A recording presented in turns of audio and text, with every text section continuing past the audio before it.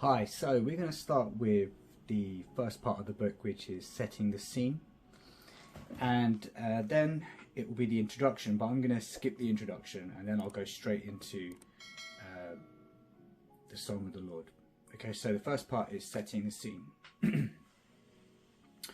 Although widely published and read by itself, Bhagavad Gita originally appears as an episode in the Mahabharata, the epic Sanskrit history of the ancient world.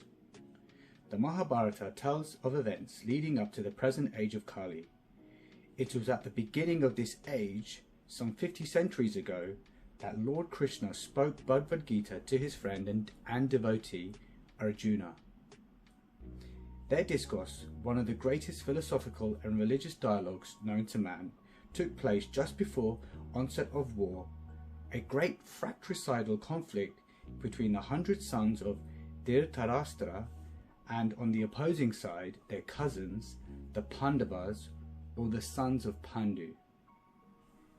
Dhrtarastra and Pandu were brothers born in the Kuru dynasty, descending from King Bharata, a former ruler of the earth from whom the name Mahabharata derives.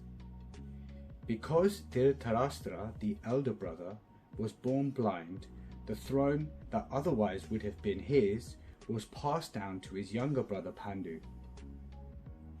When Pandu died at an early age, his 5 children, Yudhishthira, Bhima, Arjuna, Nakula, and Sahudeva, came under the care of Dhrtarastra, who in effect became for the time being the king.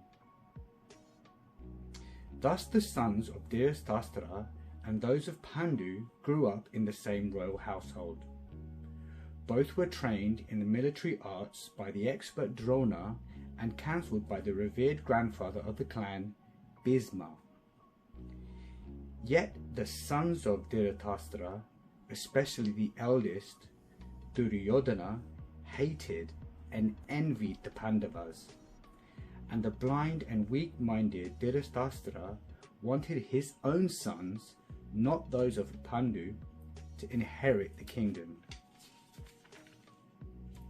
Thus, Duryodhana and Dhritarashtra plotted to kill the young sons of Pandu, and it was only by the careful protection of their uncle Vidura and their cousin Lord Krishna that the Pandavas escaped the many attempts against their lives.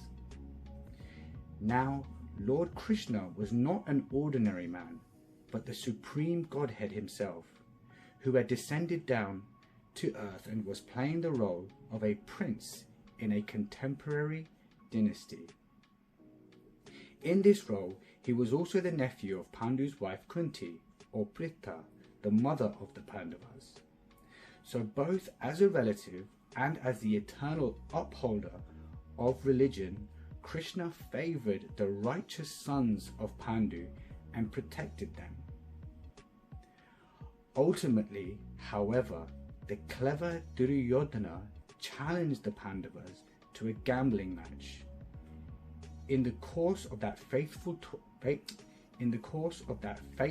tournament, Duryodhana and his brothers took possession of Draupadi, the chaste and devoted wife of the Pandavas, and insultingly tried to strip her naked before the entire assembly of princes and kings.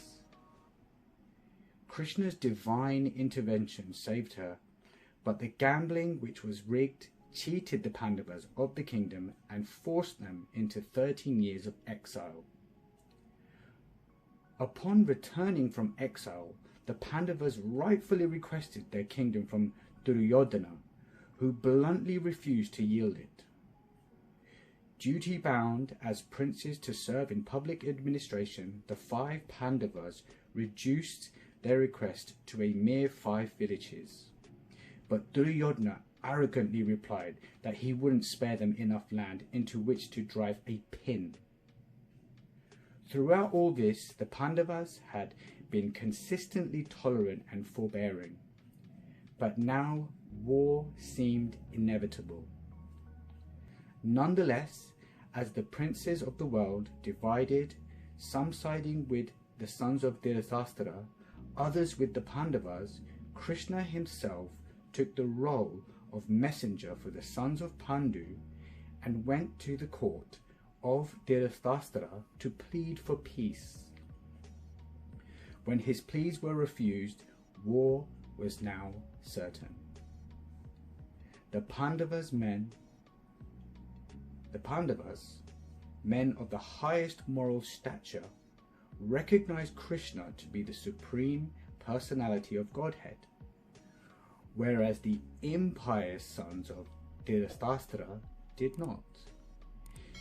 Yet Krishna offered to enter the war according to the desire of the antagonists. As God, he would not personally fight, but whoever so desired might avail himself of Krishna's army. And the other side could have Krishna himself as an advisor and helper.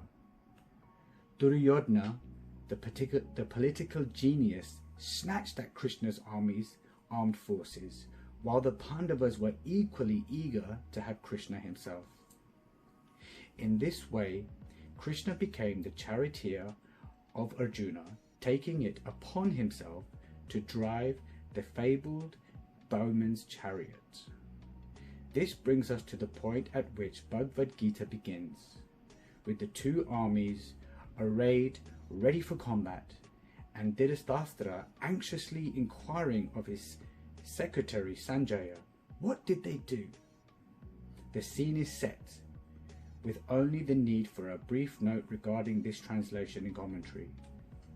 The general pattern translators have followed in rendering Bhagavad Gita into English has been to brush aside the person Krishna to make room for their own concepts and philosophies. The history of the Mahabharata is taken as quaint mythology, and Krishna begins a poetic device for presenting the ideas of some anonymous genius, or at best he becomes a minor historical personage. But the person Krishna is both the goal and the substance of Bhagavad Gita, so far as the Gita speaks of itself. This translation then, and the commentary that accompanies it, propose to direct the reader to Krishna rather than away from him. The Bhagavad Gita thus becomes wholly consistent and comprehensible, since Krishna is the speaker of the Gita and its ultimate goal as well. Bhagavad Gita as it is presents the great scripture in its true terms.